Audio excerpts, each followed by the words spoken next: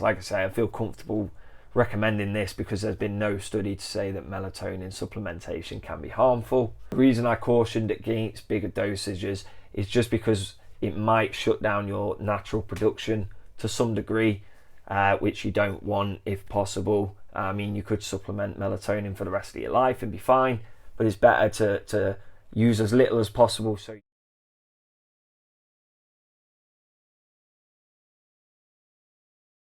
what's going on, guys? It's Jacob from Sunday Lifters. Welcome back to the channel, depending on whether or not you've just arrived or whether you're a returning viewer.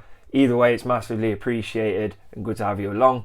Today we are going to be talking about sleep, and specifically how to sort of master your sleep hygiene. Sleep in general is massively sort of underappreciated and underattended to by people in today's society.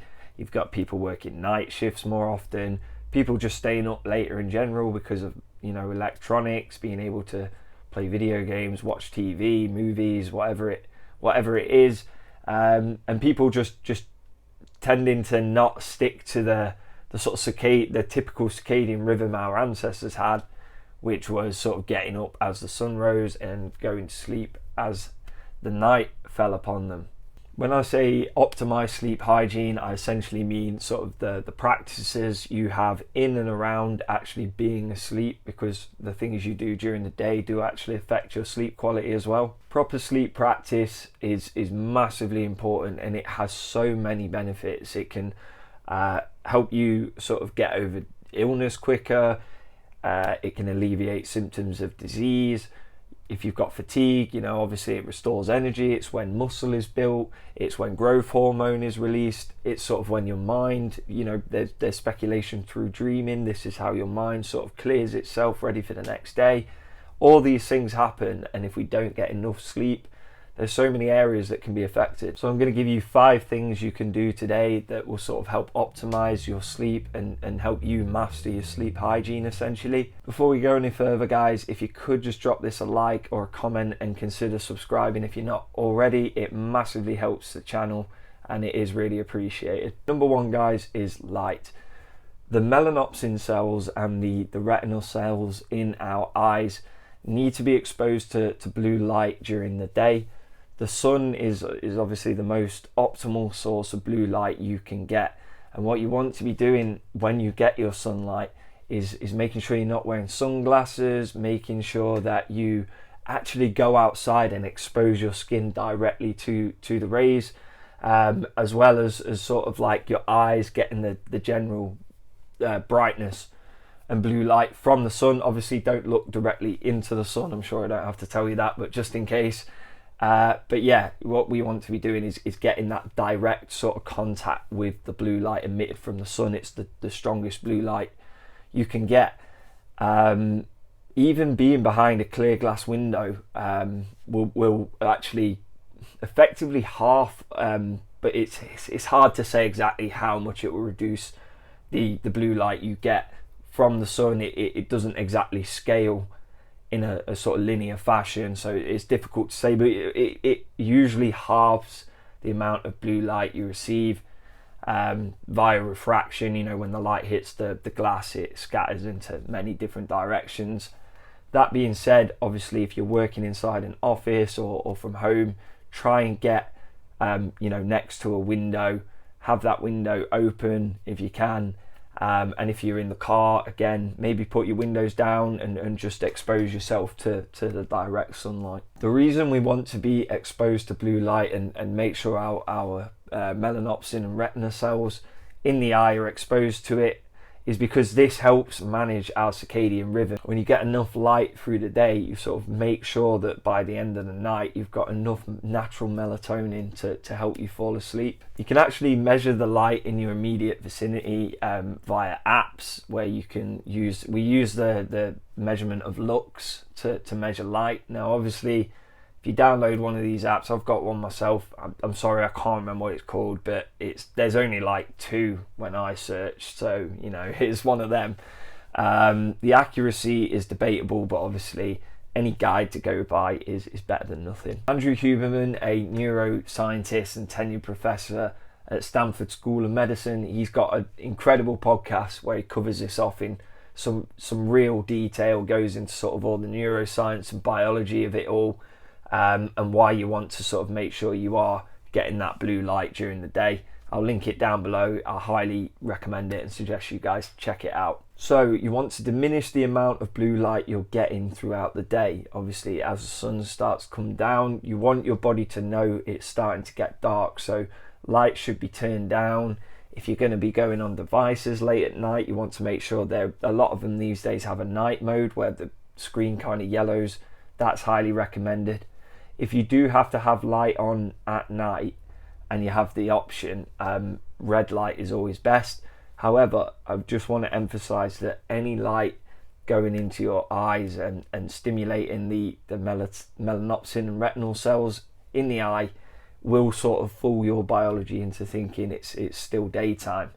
And obviously that is going to, as a downstream effect, it's going to potentially stop you getting to sleep. It could just mean that you wake up more frequently throughout the night. Ultimately, that is going to make your sleep quality a lot less optimal. So number 2 is the temperature, and when I say the temperature, I'm mainly referring to the room, but we'll speak about body temperature as well.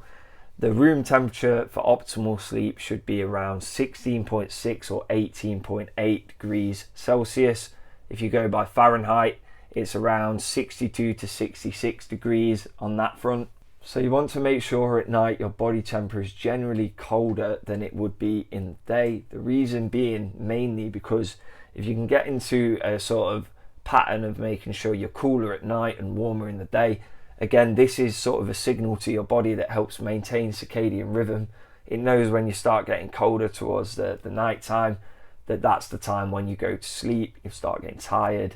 These things actually have a sort of physiological function. You can have blankets on just to make sure you aren't freezing, but you ideally want to be making sure you're wearing as little clothing as possible.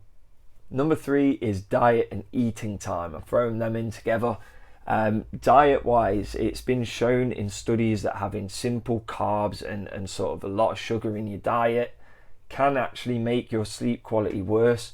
We don't exactly know, or I don't exactly know why. I imagine it's something to do with the sort of upregulation in insulin to sort of, balance and regulate the blood sugars, the high blood sugar, but it could be the digestion of these foods. I'm not exactly sure, but we do know it seems to worsen sleep quality.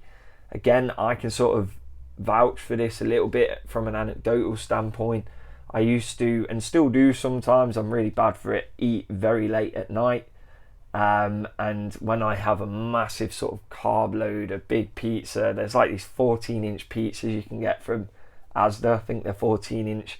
And every now and again I'll get one of them. I always seem to eat it an hour or so before I go to sleep.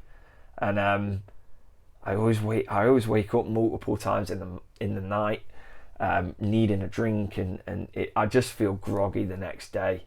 Having a diet that's rich in fibre, on the contrary, has the inverse effect, and it's again been sort of shown in studies that fibre is actually an aid to sleep. It seems to optimize it to some degree. Eating at night is fine from a calorie standpoint.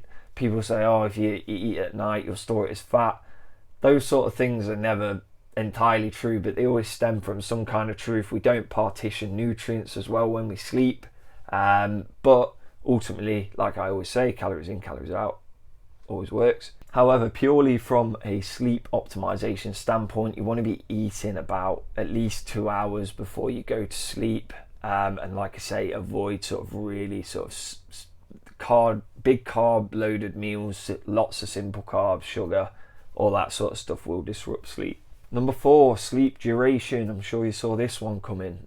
We all know as a general rule that 7 to 9 hours for most people is the optimal amount of time to sleep. However, our sleep does go in cycles. I'm sure you've all heard of sort of like REM sleep, deep sleep, all these kind of things. Deep sleep is the most important sort of phase of sleep in our cycle that we can get, and we want to make sure we're getting around 1 to 2 hours a night of deep sleep.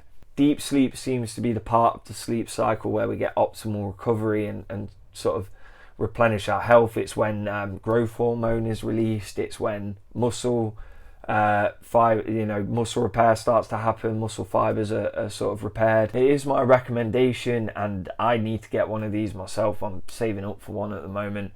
Some kind of device that monitors your sleep. They're never 100% accurate, but they're a good guide. You can find out how long in each stage of sleep you are spending throughout the night. And what you can do is, obviously, you can take a reading over a week, take the average, say, right, that's sort of my average sleep cycle in a week, and then start removing and adding things to see if you improve your sleep. You know, if you have recreational drugs or alcohol, or, you know, like I said before, these sort of bad diets and practices before sleep, that is going to affect it, and you can sort of remove those things one by one and see how it directly affects your sleep over a period of time. Number 5, melatonin. Melatonin is available for people to take as an oral supplement. It's naturally produced in our pineal or pineal gland, I'm not entirely sure how you say it, in the brain. I'd always say you don't want to sort of disrupt your body's natural production of something unless you absolutely have to. You just feel like you're not getting enough out of it. So melatonin supplementation would always be the last thing I'd say try if you've sort of optimized all these other steps and it's still not doing it for you. That being said, there is no study showing long-term negative health links to melatonin supplementation, chronic use over a long time, if used in the sort of recommended dosages. Now, there's 2 forms of melatonin you'll generally find. There's immediate release and sort of extended release. What I'd say is, if you are a person who struggles getting to sleep initially, but then you sleep fine through the night, or you feel you do, the immediate release is probably best. The way melatonin sort of acts is, throughout the night, when you go to sleep, it's sort of at its peak basically, and throughout the night it sort of goes down until we wake. It sort of, as melatonin goes down, cortisol goes up basically. But if you wake up frequently in the night, it sort of jolts your melatonin down effectively, and this is why sometimes when it gets to like 4 or 5 o'clock in the morning, some people can't get back to sleep. So if you're that sort of person, you wake frequently, the extended release is probably better for you. It's going to keep your melatonin at higher levels throughout the night. Now, a lot of manufacturers actually sell capsules in sort of 10 milligram dosages. I don't think you need that much. I'd even say 5 milligrams might be a little bit high.